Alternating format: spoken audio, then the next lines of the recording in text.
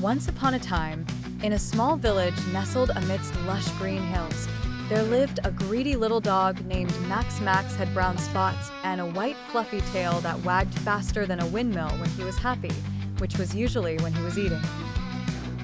Now, Max loved food more than anything else in the whole wide world, and he was always on the hunt for more.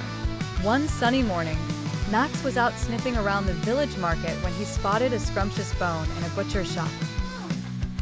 His eyes twinkled and his mouth watered. Without wasting time, he darted into the shop, snatched the bone and dashed out, hoping that no one had noticed his little heist. As Max ran through the village with his prized bone, he came across a small lake. On this shimmering lake swam Daisy, the duck. Daisy was known for her wisdom and calm demeanor, and she could spot trouble from a long way off. She saw Max barreling toward her and quacked loudly, hoping to get his attention. But Max was too engrossed in his treasure to pay any mind to Daisy. Daisy, using her wise mind, called out to Max, "Oh, dear Max, why do you run so fast? Surely you are not in need of more." Max stopped and peered at Daisy, gripping his bone tightly. "This is mine.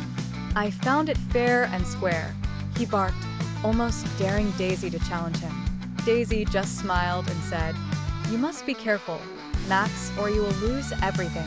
Continue along your path, but remember, greed can lead to an empty belly." Max huffed and ignored Daisy's advice, eager to savor his bone without delay. But as he crossed the footbridge over the lake, he glanced down and saw his own reflection.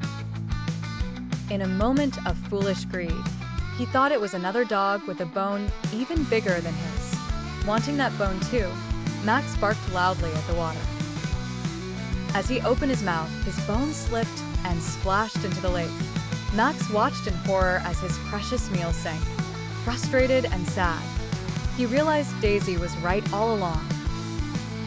Daisy paddled up to the distraught Max. "You see, Max, sometimes being content with what you have is more important than wanting more." Max nodded, understanding his mistake. Though he regretted losing the bone, he thanked Daisy for her wisdom. From that day on, Max learned the joy of sharing, and baby steps away from greed, he found his heart grew even bigger than his appetite. Max and Daisy became the best of friends, sharing stories and meals through many more playful days in the village.